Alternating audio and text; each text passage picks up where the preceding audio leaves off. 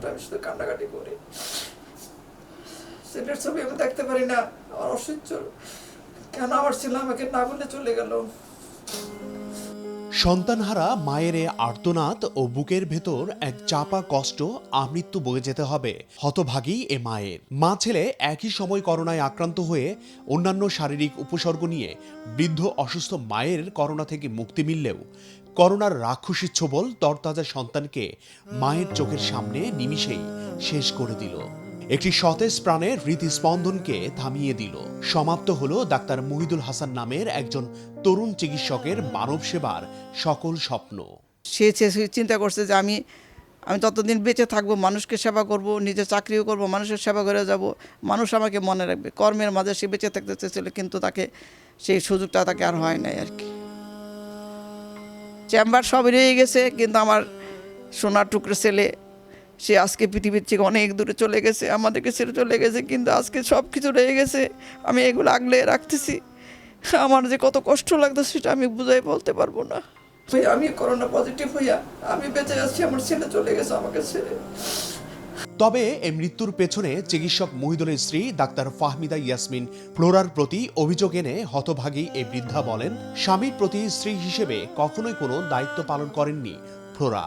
এমনকি করোনায় আক্রান্ত শুনে স্বামীর কোনো খোঁজ খবর রাখা তো দূরের কথা, তাদের অনেক অনুরোধের পর একদিন কয়েকশো গজ দূর থেকে মাত্র কয়েক সেকেন্ডের জন্য স্বামী মহিদুলকে দেখে চট্টগ্রাম মেডিকেল কলেজ হাসপাতাল থেকে ঝড়ের গতিতে বেরিয়ে যান ডাক্তার ফ্লোরা।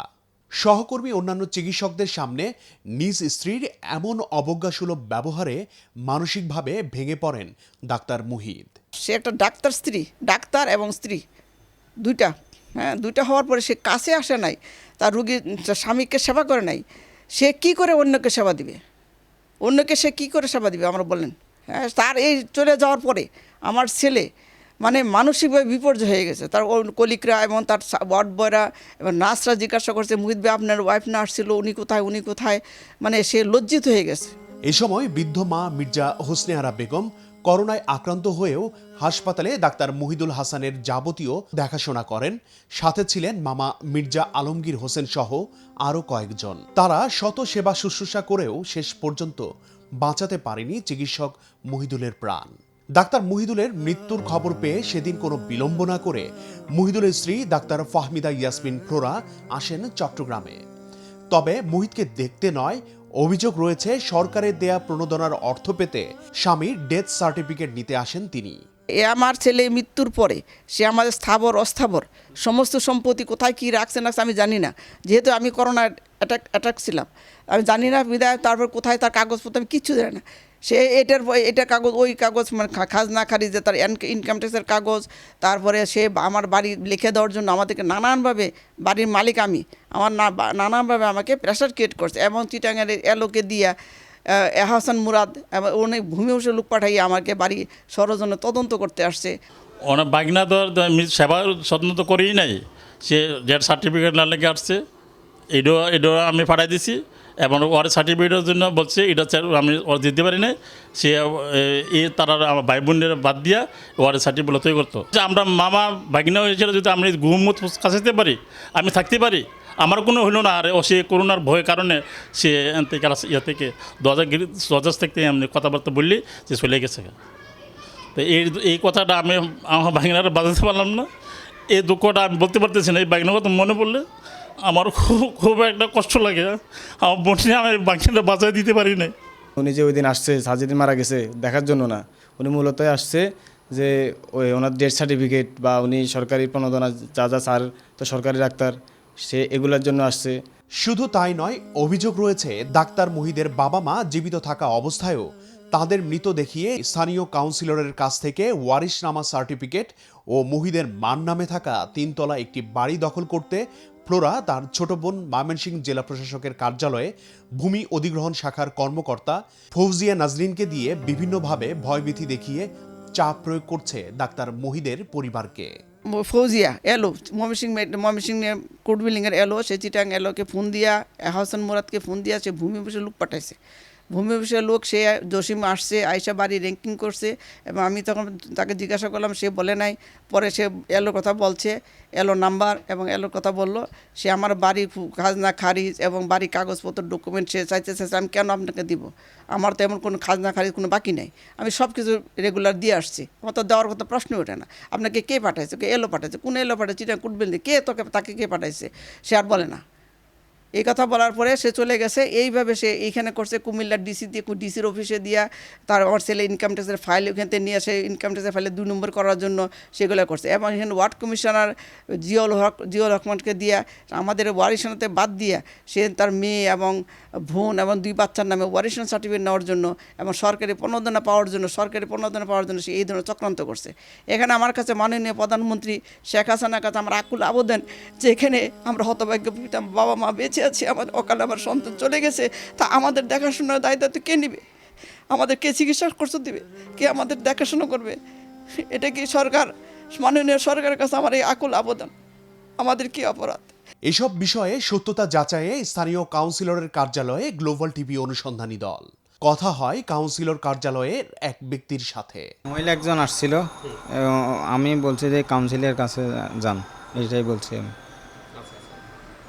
তারপরে আপনারা কি জানতে পারলেন? মানে আপনারা কি জানতে পারলেন সেই মহিলাটাকে? জানতে যে ও ম্যাজিস্ট্রেট। ম্যাজিস্ট্রেট মানে ডাক্তার মহিদুল হাসানের কি হন, এটা কি আপনারা জিজ্ঞেস করেছিলেন? জিজ্ঞেস করি নাই, আমি জিজ্ঞেস করি না, যেহেতু ডাক্তার ওয়ার্ড সার্টিফিকেট দেন, এটা বলছে আমি এটা আমার কাছে নাই, কাউন্সিলের কাছে আছে, এটাই বলছি। মানে একজন ম্যাজিস্ট্রেট হয়ে তিনি সশরীরে আসছেন আপনার কাছে ডাক্তার মহিদুল হাসানের সার্টিফিকেট নিতে, কিন্তু তিনি তো তার স্ত্রী না। না, স্ত্রী নাকি আমি পরিচয় জানতে চাই নাই, আমার কাছে নাই, এটা আমি নাই বলছি।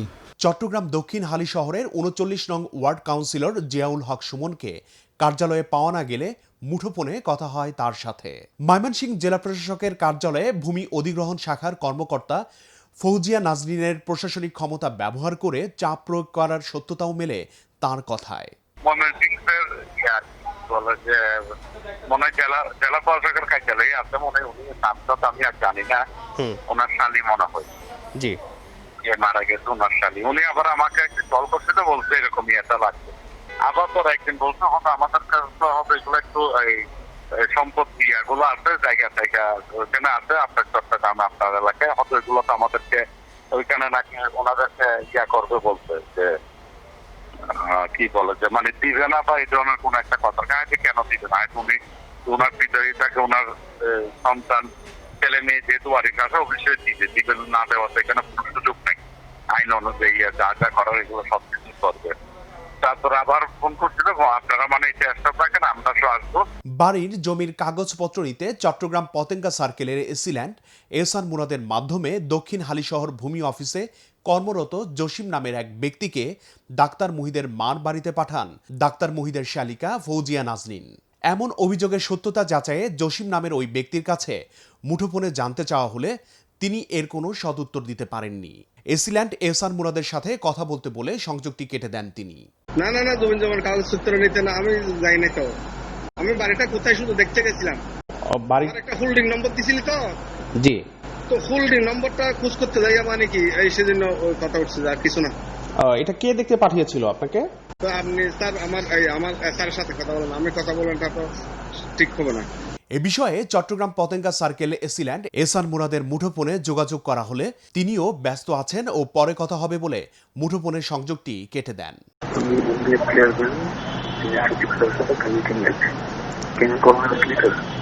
এবার ডাক্তার মুহিদের কর্মস্থল ও চিকিৎসাধীন থাকা চট্টগ্রাম মেডিকেল কলেজ হাসপাতালে গ্লোবাল টিভি অনুসন্ধানী দল। মুহিদ হাসপাতালে চিকিৎসাধীন থাকা অবস্থায় তার স্ত্রী ডাক্তার ফাহমিদা ইয়াসমিন ফ্লোরার বিষয়ে ডাক্তার মুহিদের সহকর্মীদের কাছে জানতে চাওয়া হলে তারা জানান, স্বামীর সেবা শুশ্রূষা তো দূরের কথা, স্বামীর খোঁজ খবর নিতেও কখনো দেখা যায়নি ডাক্তার ফ্লোরাকে। এখানে ওনার যিনি স্ত্রী ছিলেন, ওনার স্ত্রী কি আসতেন হসপিটালে ওনাকে দেখতে? না, ওনার স্ত্রী তো আসতো না, ওনার স্ত্রী আসতো না। ওনার ফ্যামিলি মেম্বার মানে ওনার আত্মীয় স্বজন ছিল এখানে, আমিও ছিলাম, ওনার দেখাশোনা করতাম। জিজ্ঞেস করুন আমি ছিলাম নাকি ছিলাম না, আমি ছিলাম। আসলে একটা ট্র্যাজেডির মতো বলা যায়, যে বাস্তবতা, যে আমাদের ইসলাম, যে আমি একজন মুসলমান হিসেবে বলতে পারি যে ইসলাম, আল্লাহ কোরআনও বলেছেন এমন একটা দিন আসবে যেদিন একজন আরেকজন থেকে দূরে চলে যাবে, মানে আপন ভাই ভাইকে দেখবে না, বোন বোনকে দেখবে না, স্ত্রী হাজব্যান্ডকে দেখবে না, কিংবা স্বামী স্ত্রীকে দেখবে না, ঠিক অনেকখানি তার কিছুটা একটা নমুনা আমরা দেখতে পেয়েছি বলতে পারি এটা। তাদের কথায় এটা স্পষ্ট যে ডাক্তার মহিদুল হাসান মানসিকভাবে অনেকটাই ভেঙে পড়েছিলেন, যার ফলশ্রুতিতেই হয়তো তাকে মৃত্যুবরণ করতে হয়েছে। কেননা করোনা রোগীকে এ সময় মানসিকভাবে অনেক শক্ত হতে হয়। যেহেতু তার স্ত্রী একজন চিকিৎসক, সেক্ষেত্রে ডাক্তার মহিদের চিকিৎসায় ফ্লোরা প্রত্যক্ষ বা পরোক্ষভাবে অনেক ভূমিকায় রাখতে পারতেন বলে মনে করেন ডাক্তার মহিদুল হাসানের সহকর্মীরা। এই নিচের অ্যাসিড আনিসুর রহমান, গ্লোবাল টিভি, চট্টগ্রাম।